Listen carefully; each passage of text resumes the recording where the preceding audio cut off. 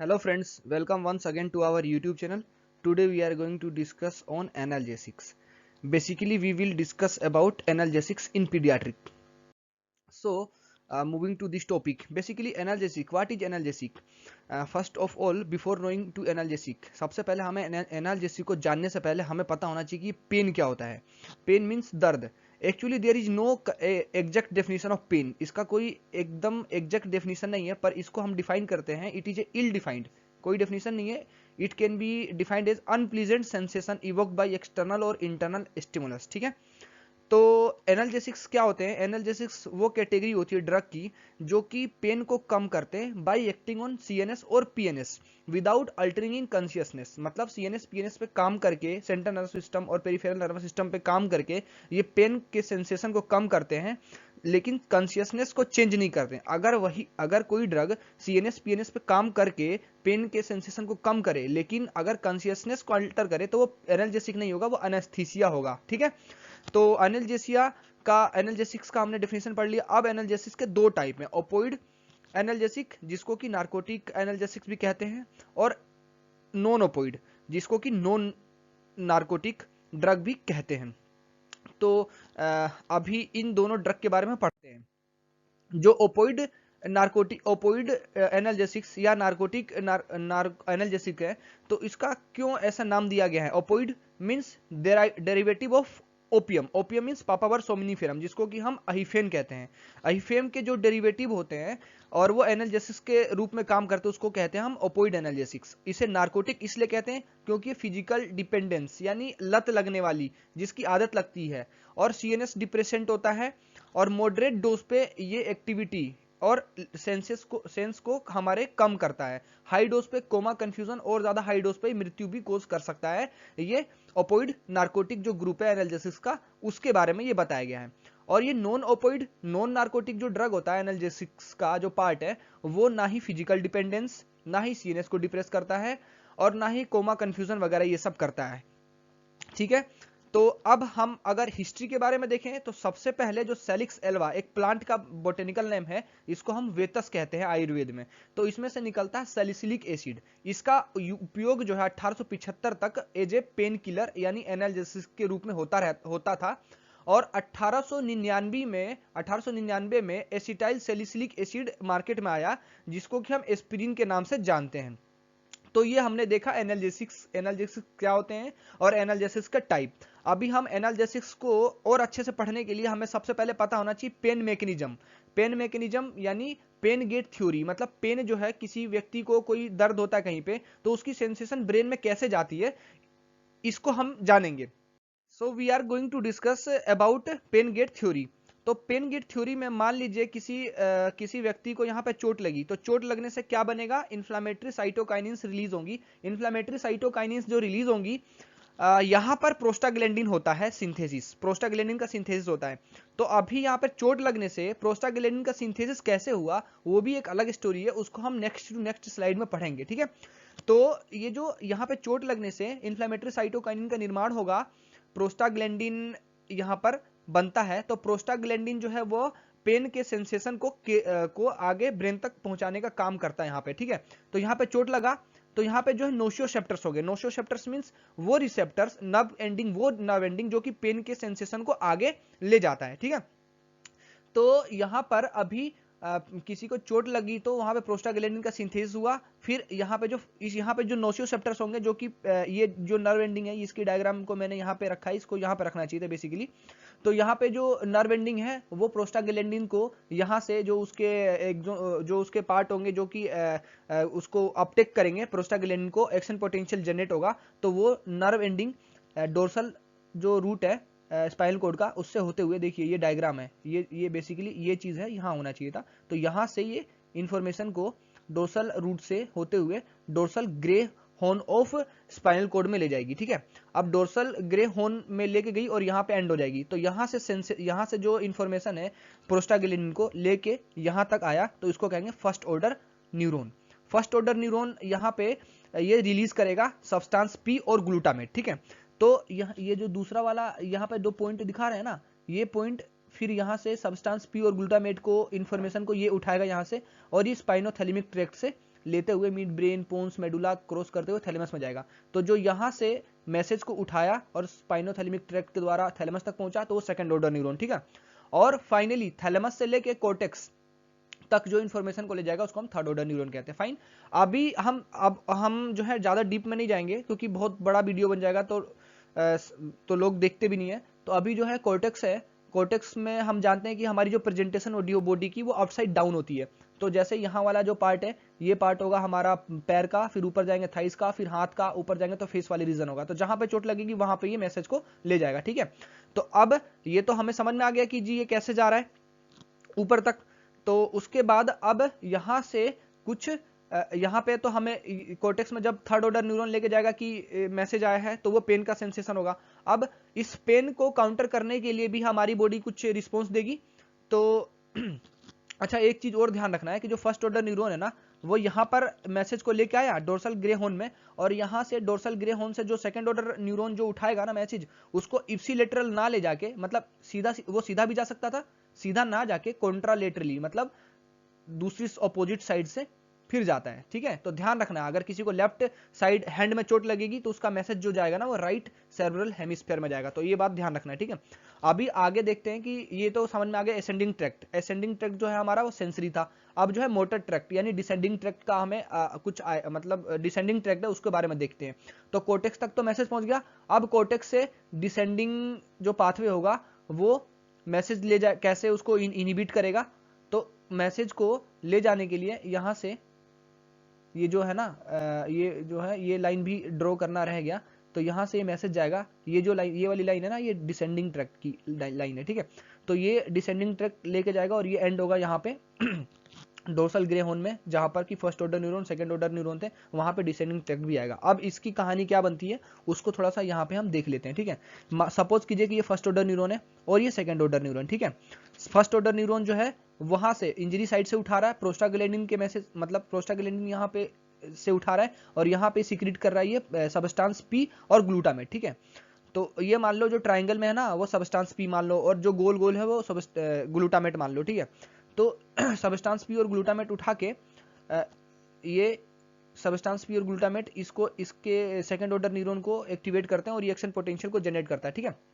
और ये मैसेज जो है आगे थर्ड ऑर्डर न्यूरॉन तक ले जाएगा।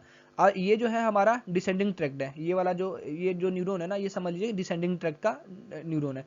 तो ये जो है नोरेडिलेनिन और सीरोटोनिन को सीक्रेट करता है। और ये जो है बेसिकली यहाँ पे ना इंटर न्यूरॉन्स भी होते हैं, इंटर न्यूरॉन को एक्टिवेट करेगा जो कि ओपोइड एगोनिस्ट को रिलीज, ओपोइड जो है हमारे अंदर जो बॉडी के अंदर हो ना एंडोजीनस ओपोइड्स होते हैं, जैसे कि एनकेफ्लिन, एंडोर्फिन, डिस्नोर्फिन। तो ये एनकेफ्लिन को रिलीज करेगा। एनकेफ्लिन रिलीज होने से क्या होगा कि दो चीज होंगी, एक तो यहाँ पर जो वेसिकल्स है जिसके अंदर की सब्सटेंस प्योर ग्लूटामेट भरा हुआ है वो बस्ट नहीं होगा और वो बाहर नहीं आएगा सिनेप्टिक क्लेफ्ट में। जब सिनेप्टिक क्लेफ्ट में आएगा नहीं तो इसको सेकंड ऑर्डर न्यूरॉन आगे लेके नहीं जाएगा। और दूसरा है कि जो सेकंड ऑर्डर न्यूरॉन है ना उसको प्रिवेंट कर देगा कि भैया इसके मैसेज को सब्सटेंस पी और ग्लूटामेट के जो मैसेज यहाँ पे आएगा उसको आपको आगे ले ही नहीं जाना है। तो अभी इसके बारे में ना डिटेल में अगले स्लाइड में देखते हैं, ठीक है। और ये वाला जो रीजन है ना जिसको मैंने ट्राइंगल में दिखा रखा है, ये बहुत ही क्रूशियल रीजन होता है, इसको हम कहते हैं सबस्टेंशिया जिलेटिनोसा। देखें इसको हमने जूम किया है, तो ये वाला जो रीजन है इसको हम सब्सटेंशिया जिलेटिनोसा कहते हैं। इस वाले को हमने थोड़ा जूम कर दिया, ये फर्स्ट ऑर्डर न्यूरॉन है, ये सेकंड ऑर्डर न्यूरॉन है, ठीक है। जो ट्राइंगल है ये सब्सटेंस पी है, जो रेक्टेंगल में है वो सीजीआरपी है, और जो गोल है ये जो गोल है वो ग्लूटामेट है। तो बेसिकली हम ग्लूटामेट, सब्सटेंस पी और सीजीआरपी जो होता है ये वेसिकल्स में भरा हुआ है। तो जब हमारे अंदर बॉडी के अंदर जो ऊपर से डिसेंडिंग ट्रैक्ट से जो आ रहा था वो इंटर न्यूरॉन को एक्टिवेट करेगा, उससे कि एंडोजिनस ओपोइड्स जो कि एनकेफ्लिन, डिस्नोर्फिन और एंडोर्फिन होते हैं वो रिलीज होंगे। और उनके रिलीज होने से जो बेसिकली एनकेफ्लिन रिलीज होता है, तो एनकेफ्लिन जो होगा वो ओपोइड रिसेप्टर, यहाँ पर भी फर्स्ट ऑर्डर न्यूरॉन है, सेकंड ऑर्डर न्यूरॉन, यहाँ पे दोनों जगह बाइंड हो गए। जब फर्स्ट ऑर्डर न्यूरॉन जो होगा वो जब बाइंड होगा यहाँ पे ओपोइड रिसेप्टर, तो उसका मेन काम होता है कि जो ये वेसिकल है ना इस वेसिकल को बस्ट नहीं होने देगा। बस्ट नहीं होने देगा तो ये सारी चीजें यहाँ पे आएंगी नहीं, और ये सब चीजें यहाँ नहीं आएंगी, तो फिर यहाँ पे बाइंड नहीं होंगी इनके रिसेप्टर्स पे, फिर आगे पेन का सेंसेशन जाएगा नहीं। दूसरा है कि जब ये यहाँ पर बाइंड करेगा सेकंड ऑर्डर न्यूरॉन के ओपोइड रिसेप्टर पे एनकेफ्लिन, तो वो क्या करेगा कि ये जो पोटेशियम चैनल है ना उसको ओपन कर देगा, पोटेशियम चैनल को ओपन कर देगा। तो पोटेशियम जब बाहर निकलेगा तो ये जो है ना हाइपर पोलराइज हो जाएगी, क्योंकि वैसे ही -70 MB होता है इसका रेस्टिंग मेम्ब्रेन पोटेंशियल। तो जब प्लस चार्ज और जाएगा तो और ज्यादा नेगेटिव हो जाएगी, तो ये हाइपर पोलराइज हो जाएगी, तो एक्शन पोटेंशियल आगे भागेगा नहीं, ठीक है। तो ये तो हुआ हमारा कि ओपोइड जो है कैसे काम करते हैं। तो हमारी बॉडी का भी एक थ्रेशोल्ड होता है कि कितने लेवल के पेन को हमारी बॉडी एंडोजीनस ओपोइड से काउंटर कर पाएगी। लेकिन जब एंडोजीनस ओपोइड काम नहीं कर पाते तो हमें ओपोइड एनाल्जेसिक बाहर से देना पड़ता है, वो भी इसी तरह से काम करते हैं। तो हमने ये देख लिया कि ओपोइड एनाल्जेसिक कैसे काम करते हैं, ठीक है। तो अभी इसको मैंने कोशिश किया कि आपको थोड़ा इजी वे में समझाया जाए। तो I hope you all understand this. और ओपोइड रिसेप्टर जो है 3 तरीके के होते हैं, म्यू, कापा और डेल्टा, 3 तरीके के होते हैं, और डिटेल में हम आगे देखेंगे। तो ये हमने देख लिया कि ओपोइड एनाल्जेसिक कैसे काम करते हैं। और ओपोइड एनाल्जेसिक एक कैटेगरी थी एनाल्जेसिक की। अब दूसरी जो कैटेगरी है वो आपकी आती है एनसेड्स, जिसे हम कहते हैं non steroidal anti inflammatory drug. वो कैसे काम करती है? वो काम करती है by acting on by Cokes, और कोक्स को इनहिबिट करती है। तो उसको जानने से पहले हमें पता होना चाहिए एरेक्नोइड एसिड पाथवे, ठीक है। तो जो हमारी कभी भी कभी चोट लगती है तो हमारी सेल इंजर होगी, सेल के अंदर होती है सेल मेम्ब्रेन। सेल मेम्ब्रेन जो होती है वो फोस्फोलिपिड से बनी होती है। फोस्फोलिपिड में बेसिकली फोस्फोलाइपेज A2 जो है वो मेम्ब्रेन फोस्फोलिपिड पे काम करके उसको एरेक्नोइड एसिड में कन्वर्ट कर देता है, ठीक है। तो जब फोस्फोलिपिड A कैसे सीक्रेट होती है? जब कभी टिश्यू इंजरी होती है ना, तब ये फोस्फोलाइपेज A2 सीक्रेट होगा और ये मेम्ब्रेन फोस्फोलिपिड को एरेक्नोइड एसिड में कन्वर्ट कर देगा। अब ये एरेक्नोइड एसिड जो है ना बेसिकली वो कोक्स साइक्लोऑक्सीजनेज जो होता है ना हमारी बॉडी के अंदर होता है, वो एरेक्नोइड एसिड को प्रोस्टाग्लैंडिन में कन्वर्ट कर देता है, प्रोस्टाग्लैंडिन G2 में। फिर प्रोस्टाग्लैंडिन G2 एरेक्नोइड एसिड से साइक्लोऑक्सीजनेज पाथवे में जाएगा। तो ये साइक्लोऑक्सीजनेज जो होता है ना वो एरेक्नोइड एसिड को प्रोस्टाग्लैंडिन में कन्वर्ट कर देगा। प्रोस्टाग्लैंडिन G2 बनेगा, प्रोस्टाग्लैंडिन G2 से H2 बनेगा, और H2 जो है वो D2 भी बना सकता है और E2 भी बना सकता है। जो E2 है ना बेसिकली ये 3 चीज कर सकता है। एक तो PgE2 जब बन गया तो ये पेन के सेंसेशन को आगे ले जाएगा, जैसे कि हमने देखा था कि प्रोस्टाग्लैंडिन कैसे बना था टिश्यू इंजरी के बाद। फिर Pg जो E2 है वो फीवर भी कॉज कर सकता है, और PgE2 जो है PgF2 अल्फा भी बना सकता है, ठीक है।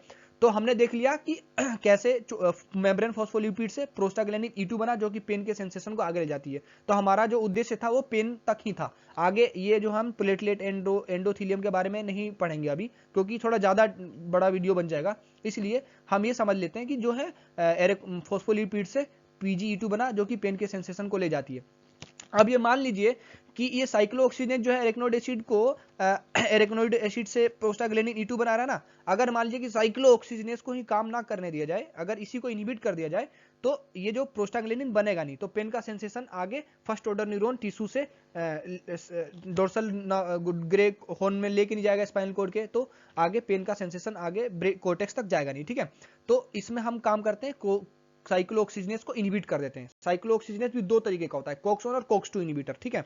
इसी के बेसिस पे ना इनकी डिवीजन किए गए एनालिसिस के, ठीक है। आगे और बढ़ते हैं थोड़ा सा। तो जो क्लासिफिकेशन है वो है non selective Cokes inhibitors. Non selective Cokes inhibitor जो है उनमें आता है हमारा सैलिसिलेट जिसमें एस्पिरिन होता है, प्रोपनोइक एसिड डेरिवेटिव में जिसमें आइबुप्रोफेन, नेप्रोक्सिन, केटोफ्रेन है ना, फ्लर्बीप्रोफेन आता है। एंथ्रेलिक एसिड डेरिवेटिव में मेफमैनिक एसिड आता है। एराइल एसिटिक एसिड डेरिवेटिव में डाइक्लोफिनेक या एसिक्लोफिनेक। ऑक्सीकेम डेरिवेटिव में पेरियोक्सिम टीम है ना, ये सब आता है। फिर पायरोल डेरिवेटिव में जो है हमारा केटोलोलेक होता है, केटरोलेक आता है। इंडोल डेरिवेटिव में एंडोमेथासिन आता है, ठीक है। तो ये जो है ना सारी हमारी नॉन सेलेक्टिव कोक्स इनहिबिटर है। नॉन सेलेक्टिव मतलब ये कोक्स 1 और कोक्स 2 दोनों को इनहिबिट करेगी, कोई सेलेक्टिव नहीं है, ये सेलेक्टेड है ही नहीं है, ठीक है। अब प्रेफरेंशियल कोक्स 2 इनहिबिटर जो होते हैं वो क्या होते हैं भाई? प्रेफरेंशियल कोक्स 2 इनहिबिटर होते हैं जो कि कोक्स 2 को इनहिबिट करते हैं, ठीक है। मेनली कोक्स 1 को भी करते हैं लेकिन प्रेफर्ड जो है कोक्स 2 को इनहिबिट करते हैं। सेलेक्टिव कोक्स 2 इनहिबिटर वो होते हैं जो कि केवल कोक्स 2 को ही इनहिबिट करेंगे, कोक्स 1 को नहीं करेंगे, ठीक है। अभी हम कोक्स 1 कोक्स 2 के बारे में भी थोड़ा सा बता देता हूं।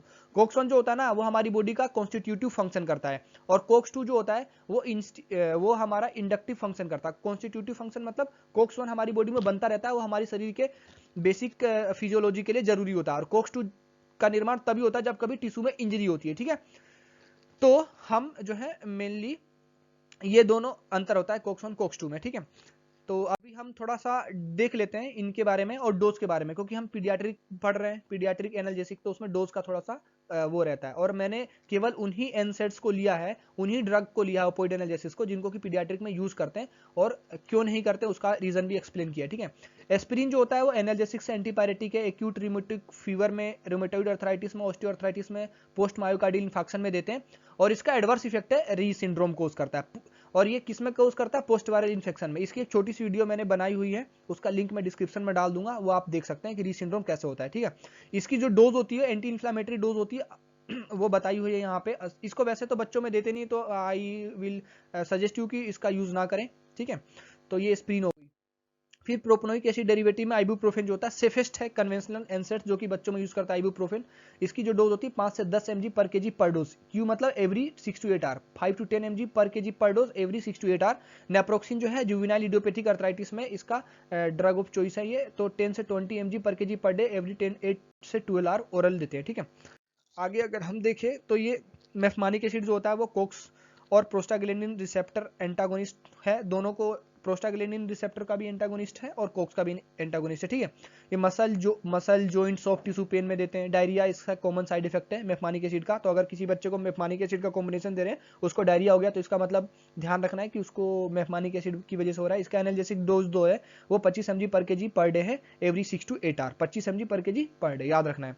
फिर डाइक्लोफिनेक सोडियम है, इसका कॉमन साइड इफेक्ट जो होता है वो एपिगेस्टिक पेन होता है, और मोस्ट एक्सटेंसिवली यूज एनसेड है, पोस्ट ट्रॉमेटिक पोस्ट इन्फ्लेमेटरी। इसकी जो डोज है 1 से 3 mg पर KG per day every 8 are oral, ठीक है। एसिक्लोफिनेक जो है इसका यूज बच्चों में वैसे इसको अवॉइड करते हैं, इसके बारे में ज्यादा हम पढ़ेंगे नहीं क्योंकि अवॉइड करते हैं, ठीक है। आगे हम देखें पेरियोक्सिकैम, इसके बारे में मैंने नहीं लिखा है क्योंकि इसको इसके बारे में बाद में चर्चा करेंगे क्यों नहीं करते।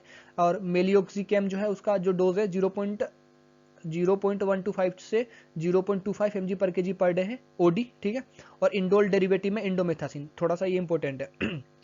इसका जो हम यूज करते हैं वो सिस्टमिक जुवेनाइल इडियोपैथिक अर्थराइटिस में करते हैं, और ये डक्टस क्लोजर के लिए प्री मैच्योर इन्फेंट्स में भी यूज करते हैं।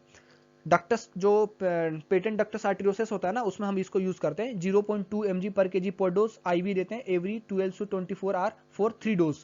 सेकेंड और थर्ड डोज जो होता है ना वो 0.1 mg पर केजी देते हैं अगर फर्स्ट डोज स्टार्ट करते हैं हम 48 आवर से पहले। देखो समझो इसको, देखिए इसका इंडोमिथासिन का प्रयोग करते हैं सिस्टमिक जुवेनाइल इडियोपैथिक अर्थराइटिस में, ठीक है।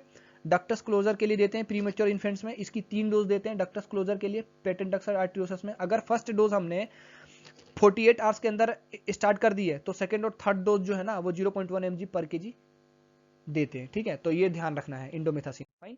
अभी हम देखें नीबुमेटोन जो है वो 30 mg पर केजी पर डे देते हैं। इसका कॉमन साइड इफेक्ट होता है एब्डोमिनल क्रैम्प और डायरिया। सेलेक्टिव कोक्स 2 इनिबिटर में केलिकोक्सिब जो होता है देते हैं। ये जो है बेसिकली हाँ कोक्स 2 इनिबिटर्स ये तभी देते हैं जब किसी पेशेंट में पेप्टिक अल्सर है या किसी पेशेंट को ब्लीड है, जीआई ब्लीड परफोरेशन, क्योंकि कोक्स 1 जो होता है ना वो हमारी बॉडी वो हमारे जीआई ट्रैक्ट के म्यूकस मेम्ब्रेन को इंटेक्ट करके रखने का काम करता है, ठीक है। तो कोक्स 2 इसलिए देते हैं ध्यान, क्योंकि मैंने पहले बताया कोक्स 1 जो हमारी बॉडी की फिजियोलॉजिकल फंक्शन भी करता है, और कोक्स 2 जो है वो तभी कोक्स 2 इन्फ्लामेटरी जब कभी होता है कंडीशन तभी रिलीज होता है, ठीक। चिल्ड्रन में जो इसकी डोज है केलिकोक्सिब की वो 10 से 25 mg 10 से 25 kg के बच्चे हैं उनमें 50 mg पर बीडी देते हैं, और अगर 25 kg से बड़े बच्चे हैं तो 100 mg बीडी देते हैं हम। ओपोइड की अगर बात करें ओपोइड एनाल्जेसिक्स में तो ये वैसे हम बच्चों में अवॉइड करना चाहिए हमें, और ध्यान रखना पहले हम एनसेट से ही काम करते हैं। तो कोडीन जो है वो उसको अवॉइड करना 2 साल से नीचे के बच्चों में। इसकी जो डोज है 0.5 से 1 mg पर केजी पर डोज है एवरी 4 to 6 आवर ओरल, ठीक है। और फेंटानिल सिट्रेट है 0.5 से 5 माइक्रोग्राम पर केजी पर dose every 1 to 4 hour IV देते हैं। ट्रामाडोल जो हाइड्रोक्लोराइड ये 14 साल से नीचे के बच्चों में अवॉइड करना चाहिए, 1 से 2 mg पर केजी देते हैं 4 से 6 आरली, ठीक है। तो मैंने बहुत संक्षेप में इसको बताया है। I hope you all enjoyed this. Thank you very much for watching this. Thank you.